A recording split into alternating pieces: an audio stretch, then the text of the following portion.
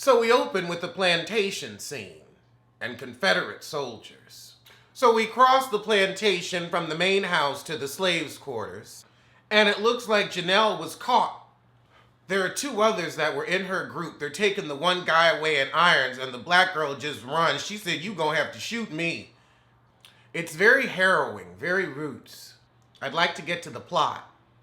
They could have cut this first scene a little short. Okay, this is really child, we 10 minutes in and this is not how you start a movie. We done seen Roots. We done seen it. I'm only gonna say that 2 more times before I watch something else. We could see the same shit on the news. It doesn't have the same effect. It's not like we're highlighting something that honestly isn't going on today. So one of the Confederate guys, of course, is beating on Janelle. I'm not going into any more graphic detail than that. 6 weeks later, Janelle and the other slaves are out in the fields picking cotton, and you can hear a storm coming.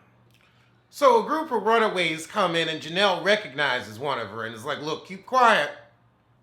The girl that she knew or that knows her gets to her cabin, but they gotta sneak around. They can't talk to each other. This girl wants to know what the plan is, and Janelle shows off her scars and is like, I don't know.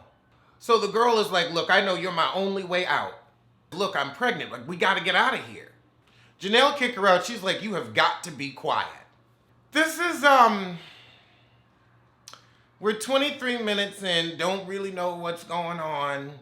23 minutes of this Roots Redux. Now we got the recreation of the tiki torch scene. I mean, it's here. So her friend loses her baby after one of the soldiers roughs her up. What? So while the girl is crying and Monet's trying to calm her down, they out in the field. One of the guys calls the overseer heading over there a cracker so that way he'll end up getting the beating instead of them. 32 minutes in, and this is, y'all got an hour and 45. Where's Gabrielle? Like, where, so later that night, Janelle goes to bed and she wakes up in present day where her cell phone is ringing. Finally.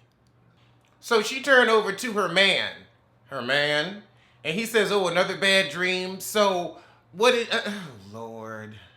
Okay, so her name in this world is Veronica Henley, PhD, political commentator, fabulous house.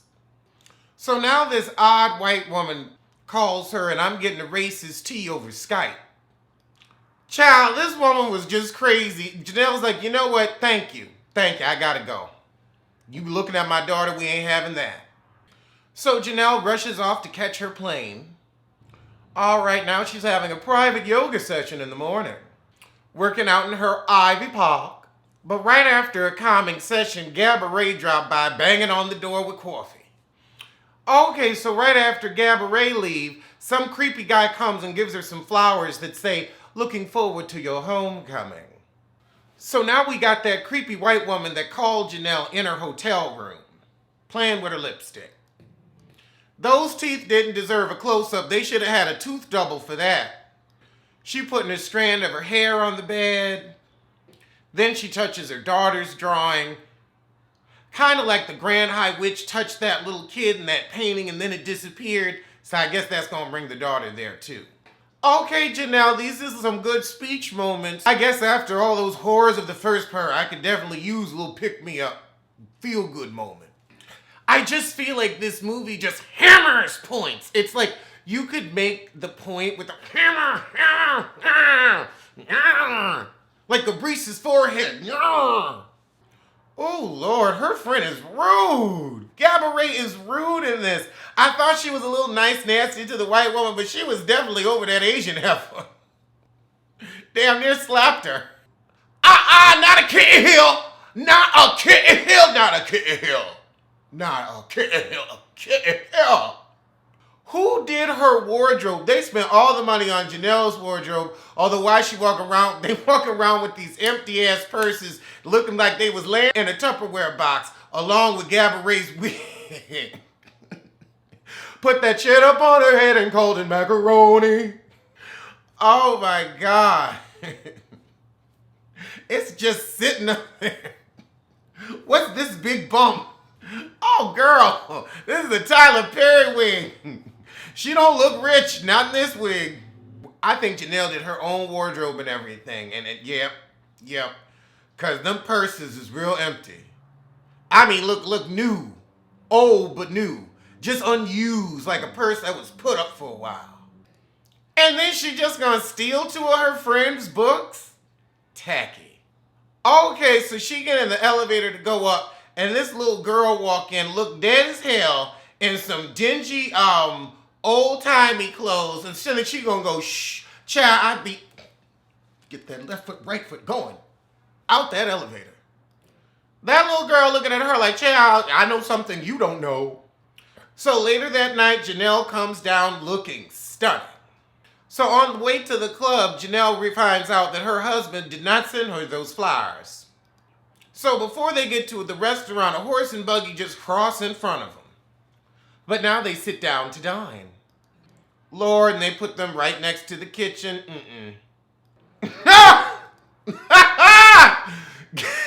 Gabourey handled that.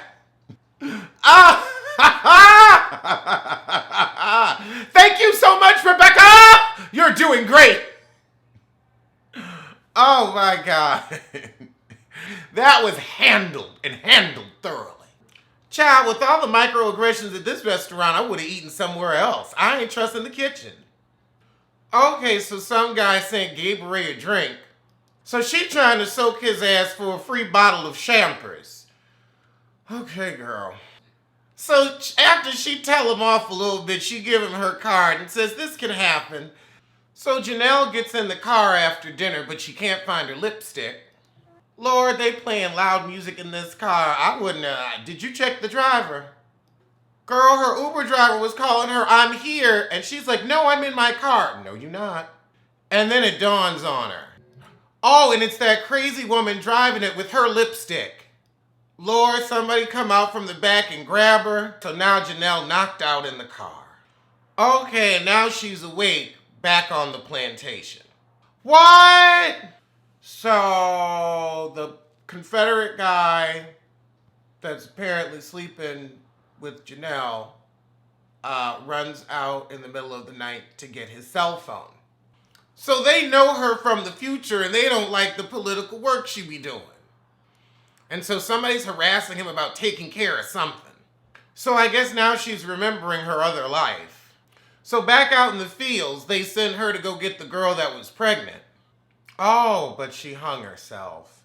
And there's that butterfly tattoo that's on her book. Okay, now we see an airplane flying overhead. And child, she tell her friend, we go tonight. So we are an hour and 17 in, 20 minutes to go. So how are we gonna wrap it up? Where's the plot? We done a whole lot of build-up, but it's like, okay, how are they transporting you through time? So it's nighttime, Janelle in the bed with the Confederate guy that hates her, and she gets to sneaking out. Oh, child, and she using her Bikram yoga skills to dive around the room so that way the floorboards won't creak. Okay, this is a good tense moment in the movie. So now she's out of the cabin. She trying to find her friend. Okay, she find him. She finds his cell phone. Oh, shit, they dropped the phone. Some guys was coming up. Okay, and then you hear that these people are from the future too. And he was like, is this your phone? No, I know the rules, no phones. So they jumped the one guy that has the phone when his friend go off. Child, she tried to call 911, but they can't really hear her. I would call somebody I knew because I'd be like, I don't know what 911 this is routing to. Where am I? So now she tried to sneak back in the room and the Confederate guy's waiting for him, so now they all fighting. So she scans his face to unlock the phone. We got 15 minutes to go. She able to get through to her house, but she don't know where she is. So she used the GPS. She mourned her dead friend for a minute. Janelle, don't you have to get out of there? Why are you messing with the Confederate body?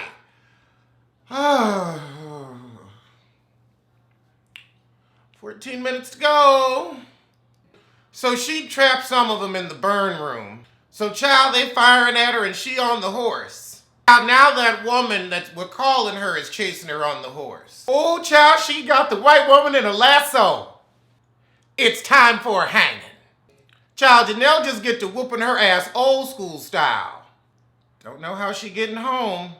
Now she dragging the heifer by her neck from the horse. That head's gonna pop off. Okay, now she riding through a battlefield. Can the heifer get home? 6 minutes to go. The ending scene should be giving me the giggles. They really didn't have to do this in slow-mo. Just riding with the machete. Oh, God. Get home. Home.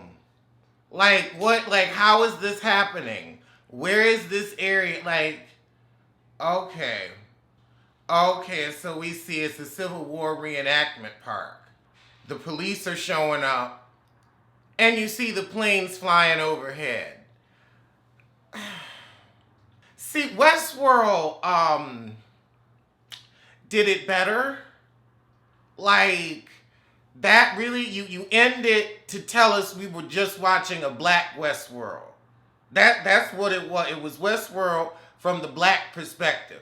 And I mean, in Westworld, it was, machines. So, they machines. But, oh.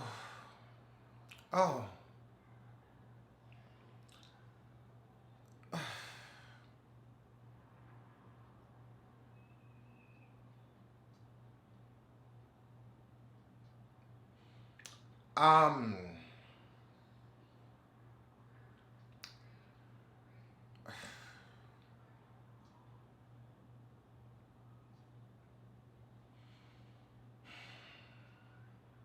that's all I have to say.